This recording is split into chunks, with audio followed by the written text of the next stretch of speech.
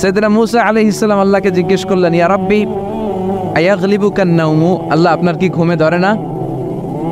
সুবহানাল্লাহ পড়েন। আয়াগলিবুকান নাওমু, আপনার কি ঘুমে ধরে না? আপনার উপর কি ঘুম বিজয় লাভ করে না? আমি তো সারাদিন কাজ করার পরে আমার ঘুমে ধরে। আমি সারাদিন রাখালগিরির কাজ করি, ছাগল চড়াই। পৃথিবীর সব নবীরা ছাগল চড়াতেন। মা মিন নাবিয়্যিন ইল্লা রাআল গানাম, পৃথিবীতে এমন কোনো নবী নাই যেই নবী মেষ চড়ায় নাই, বকরি চড়ায় নাই। সুবহানাল্লাহ পড়েন। সাহাবারা বললেন, ইয়া রাসূলুল্লাহ আপনিও মেষ চড়িয়েছেন?